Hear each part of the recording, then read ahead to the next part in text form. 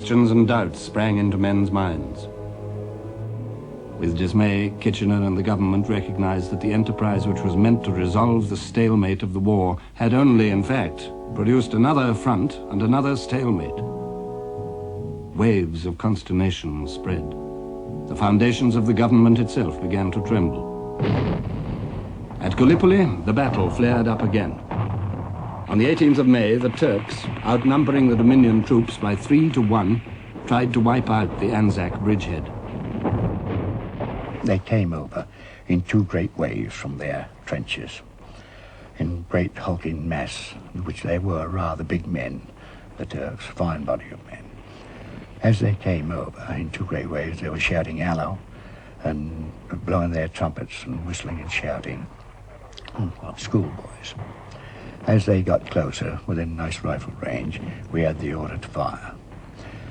We opened fire with rapid fire and brought them down in hundreds. Hundreds of them fell. And in front of our trench, I should think, when the attack was over, there would be anything to 2,000 to 3,000 dead and dying in front of our brigade. They were lying there, and for about 3 or 4 days, the smell got so awful. We prayed that the wind would blow in from the sea and take the stench of the dead over into the Turkish trenches instead of blowing it to our own, as the stench got so awful at that time. For both sides, infection and disease were now the dangers. A frontline armistice was arranged. Anzacs and Turks worked together to bury the dead in large communal graves.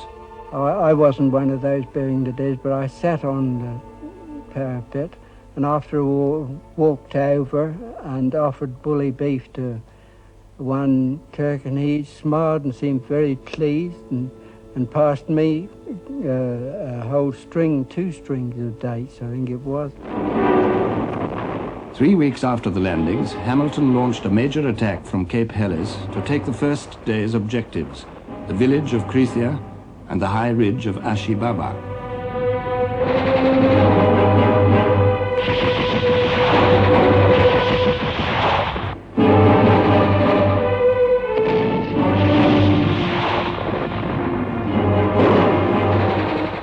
The attack failed.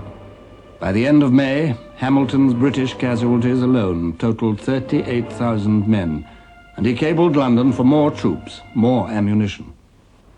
Touring the Anzac bridgehead at that time, Hamilton saw men staggering under huge sides of frozen beef, men struggling up cliffs with kerosene tins full of water, men digging, men cooking,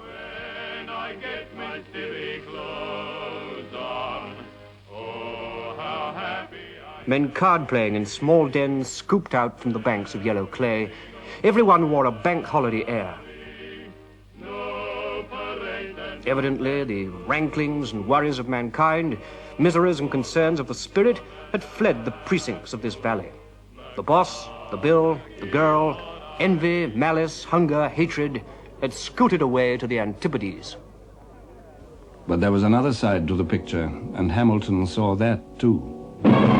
All the time, from that fiery crest line, there comes a slow, constant trickle of wounded, some dragging themselves painfully along, others being carried along on stretchers.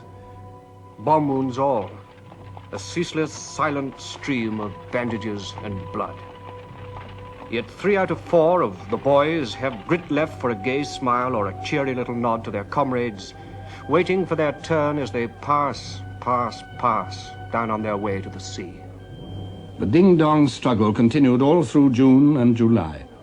By the 1st of August, each side had lost 57,000 killed and wounded. Each battle held its nightmare of shadeless heat and dust and death.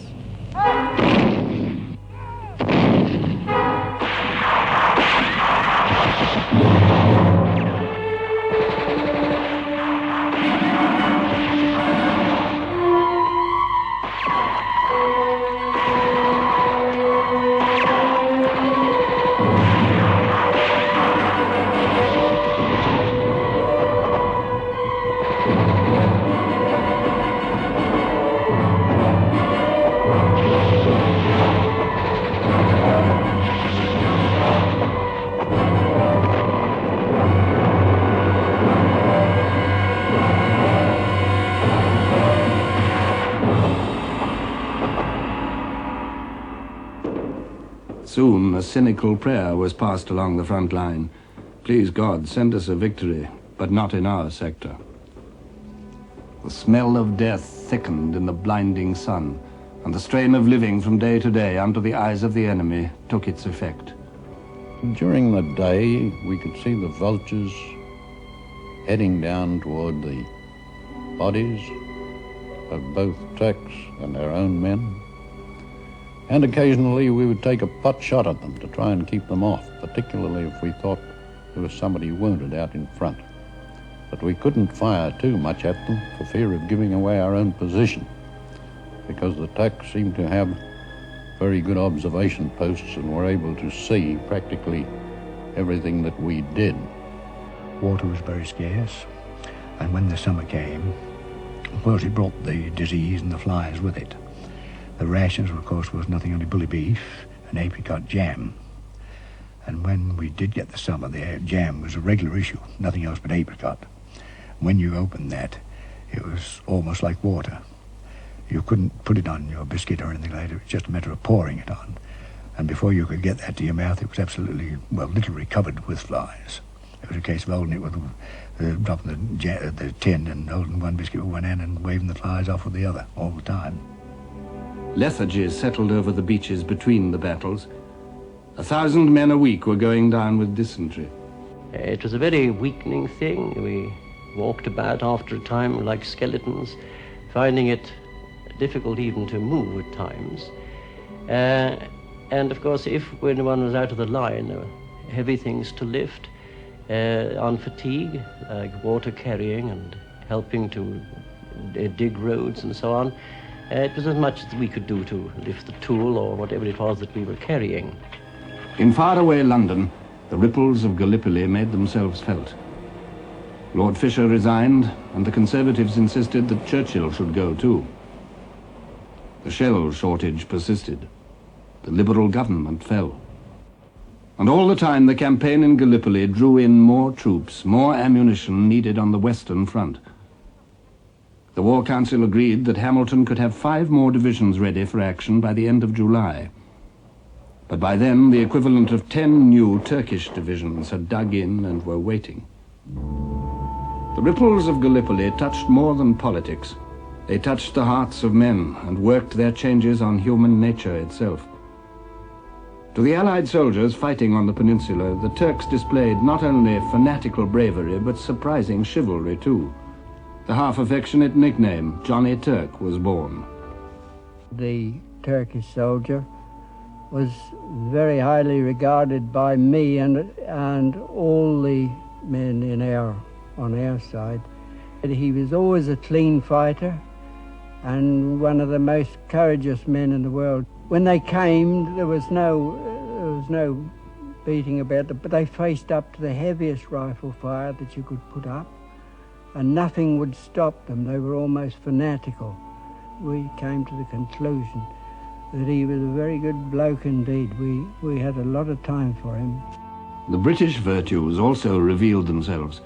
The extraordinary talent for improvisation, for making a harbour on an open shore, making bombs out of jam tins.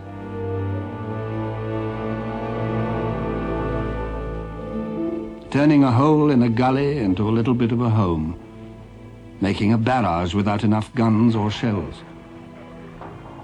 And the British also revealed their traditional stubbornness in defeat. But there was a sense of sickening disappointment. The failure of the Navy could not be disguised. When German submarines entered the Mediterranean and sank 2 battleships, the rest of these great vessels scurried for safety to their harbours. As they steamed away, they took with them most of the hope that was left. The glittering prize of Constantinople began to fade away. Ian Hamilton had one last shot in his locker. One more flanking attack up the peninsula, another landing. More reinforcements arrived, including 3 divisions of Kitchener's new army. They possessed the virtues and the faults of this great volunteer force. Its eagerness, its devotion, its lack of training, its ardent young soldiers, and its elderly generals.